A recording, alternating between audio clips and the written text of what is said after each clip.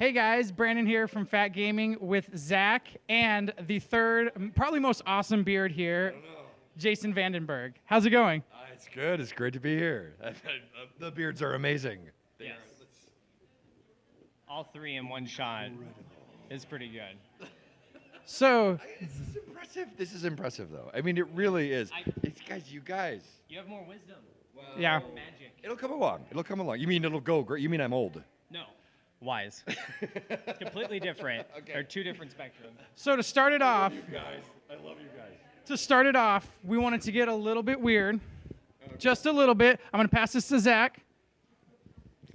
So we did our homework just a little bit, and we actually wanted to get you a gift, Oh, no. but it's actually not a gift for you. Oh. It's for your dog, Murphy. So I don't know if you could tell, Oh my but God. here at Phatt Gaming, our thing is a pig. So we were like, let's go to the store and get Murphy a gift. Oh, my God. So Oh, you guys are amazing. we're just a little bit into it. So Oh you've my treated God. you've treated Oh, us. you guys are amazing. Oh, my God. Oh, you're the best. You're absolutely the best. Because, I mean, I got to tell you. So I'm going to tell you something about my dog. So my dog has figured out that when I go traveling, when I come back, there's a doll in the suitcase. Okay? He's figured this out. And so he's like, "Hi, how are you?" And then, so what I do is I unzip it, right? And then he digs in there, finds the thing, and then pulls it out. Pulls it out. So this is gonna get, it's going right in. He's Nice. gonna be so happy. I'll tell you what, I'll film it. Oh, And I'll sweet. send it back to you guys. So you Please. can see you'll see the thing. He's a lunatic. Oh, He's fantastic. We saw the is great. whoops. We saw the Hulk. You got him before. And we're like, all right, so he's into that kind of stuff. So he went and did his homework at the store and found that it fit us perfect. It seems like it fits Murphy pretty good Yes, too. you're mad. So It's I think we fantastic. nailed it. Good Yeah, stuff. well Good done. stuff. Perfect. Well done. But we are here for business, your Right. business, really, Business, which right. is all about For Honor, Pink pigs. or that. Or pink, yeah. Or okay. just that. So, I mean, tell us a little bit about For Honor. Obviously, we got to see it at the show for the conference, and that was a lot of fun. You guys finally introduced Vikings. right? So, I mean, we got to see the story too a little bit, Yeah, a at little least bit. a piece of it, and that looked phenomenal, played very smooth. And Yeah, you liked it? Oh, so good. It's so good. Yeah. But I know Brandon has a few questions about it, so I'm going to pass it to him. So my big one is, so like he said, I did some homework. We watched a lot of your stuff. You talk a lot about like why people play video games. You start off, there's two main reasons. The first one is the taste, and I think if anybody thinks your game doesn't have the taste, they're just wrong.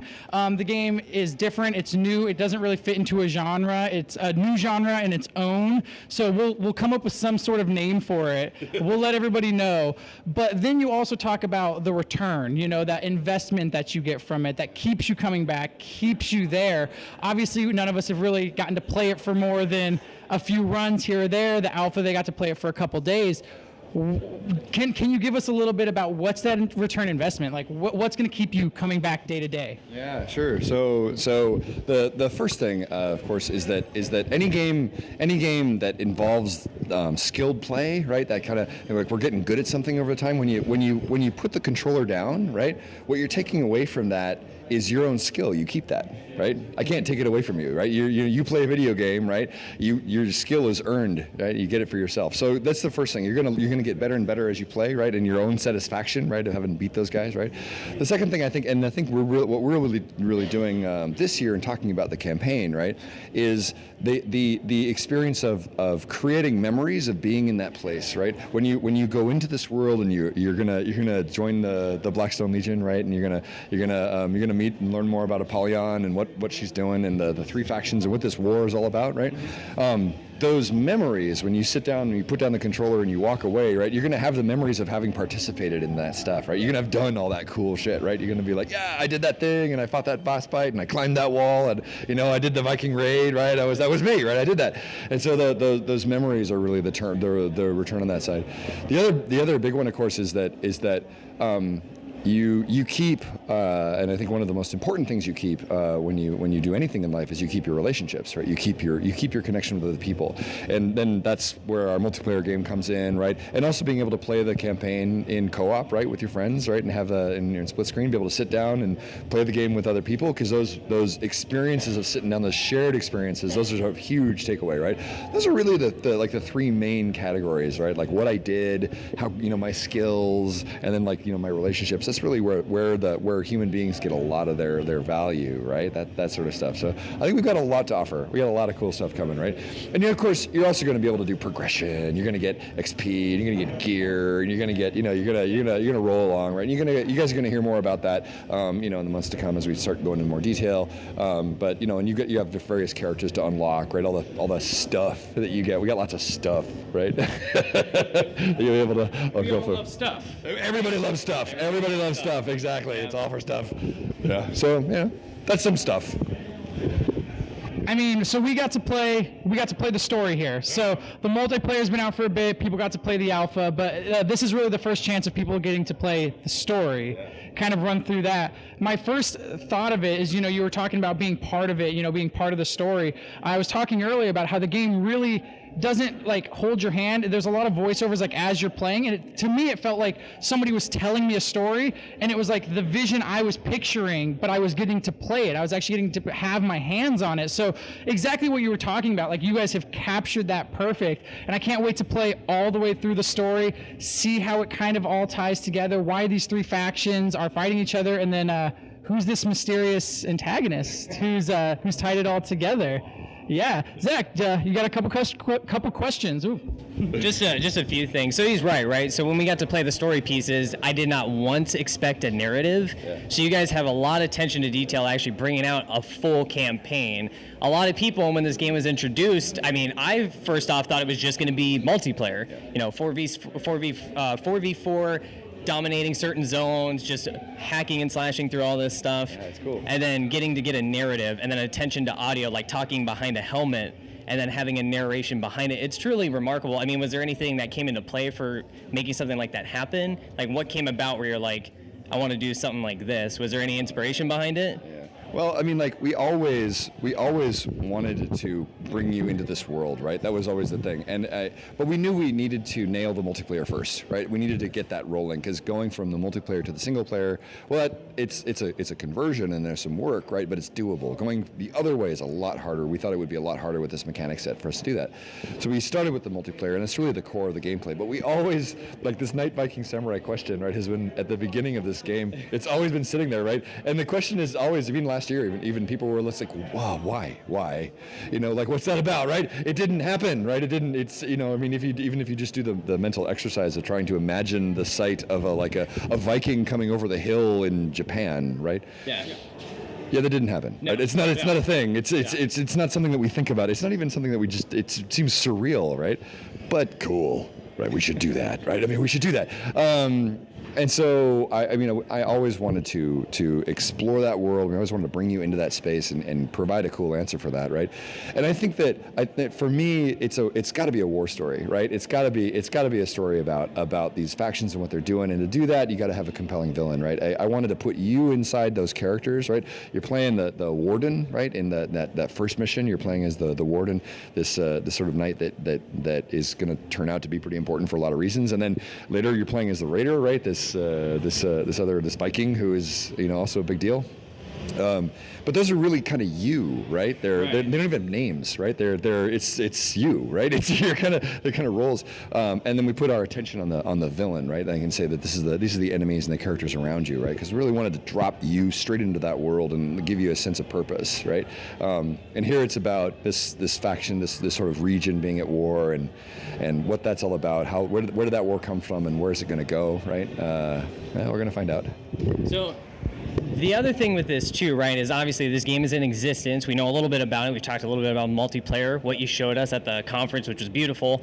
But supposedly you yourself are a master swordsman, and I think specifically the German longsword. Is that what it is? Am I wrong? Am I wrong? That word master, I don't think it means what you think it means. I don't know. I think it might be a misunderstanding there. Actually, well, so the game has its origins, like when the original concept for how this game would work came from I took a course in German longsword. I don't know if don't want to get too geeky here, but the hello, but if you need a come over perfect. So I didn't. This was a while ago. It was a long time ago. It was like 12 years ago. I discovered that we lost track of what the longsword styles were like. Nobody knows, right? We lost track of this. In Japan, there's this line of trainers, right, for the katana. You know that the katana stuff that you're learning today it comes through this line of sword masters that have been teaching the same stuff all the way through, right? Mm-hmm. It's not true in Europe, right? That line was broken around the 16th, 17th century. It was broken. So we don't know. We have these manuals and stuff, but we have the weapons, but we don't know what they actually did.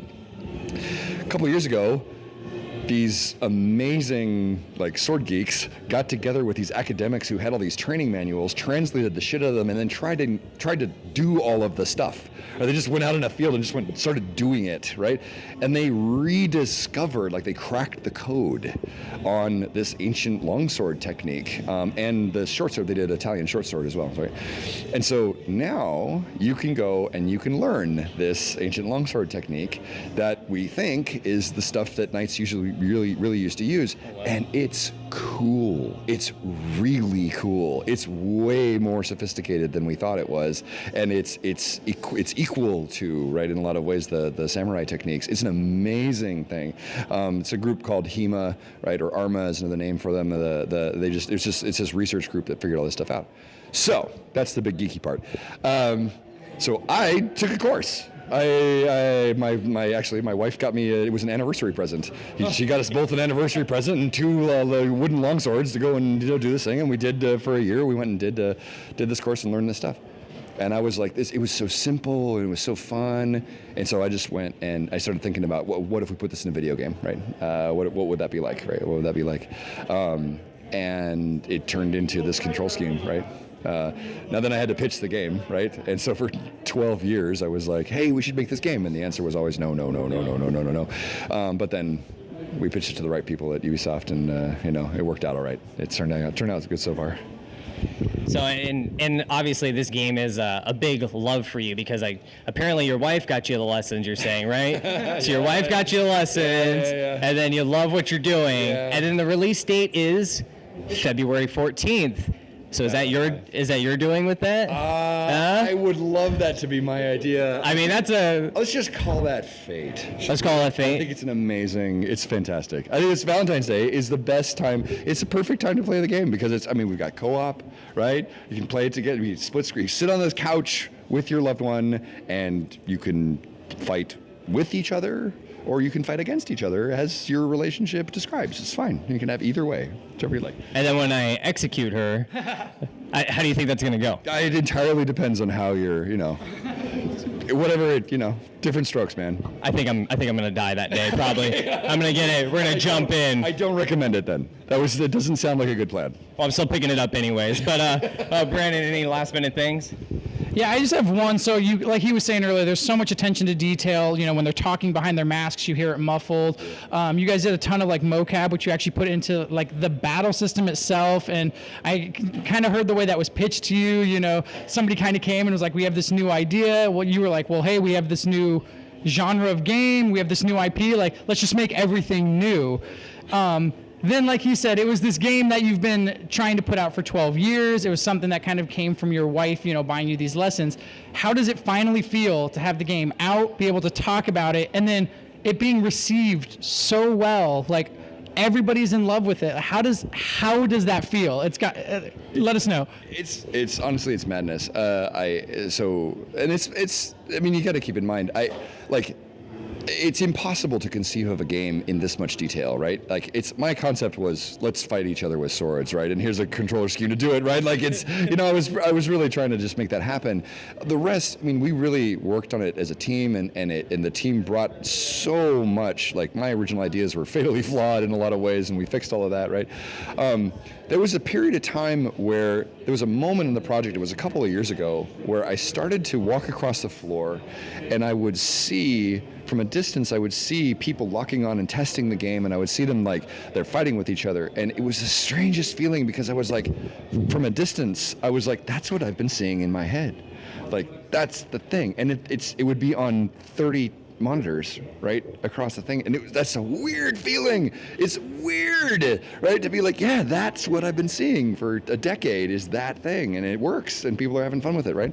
But that was years ago, and the thing is, now it's like it's way beyond me, right? It's grown so far beyond my thing. People are like, oh, it's your baby. I'm like, it's more like my teenager at this point, you know? Like, it's kind of unruly. It kind of stays out too late, you know? It's got like beer on its breath when it comes home, you know? And I'm like, man, what have you been doing? And it's like, fuck you, Dad. You know, like we're kind of in that phase, you know? Which is great, because then it goes to college, and it takes and starts a life of its own, right? And it'll exceed its creators, as it always does, right? So, you know, it's an incredible feeling, right? And the second part of your question was, how does it feel for people to be freaking out about it? I'm just disoriented. I'm delighted. I mean, I'm super excited that people love it, but I'm just like, fucking wow, I can't believe it. You know, it's amazing to me, because it for so long it seemed so geeky, right? And so, like, you know, but I mean, it's clearly, it's struck a nerve hard, and I think it's because we've touched into that universal Knights, Vikings, Samurai, sort of like, you know, the question, right? Everybody's got a warrior inside of them, right? And it's a great way to talk about it, right? So it's a delight. It's just wonderful. So, all right, yeah. I know. Brandon, anything else, or? And then I just have one question. Can we get one for honor? Just scream into the mic, the three of us, with our best Viking faces. That's all I need. That's all I need to make this perfect. Let's do it. All right. Ready? 1, 2, 3. For honor!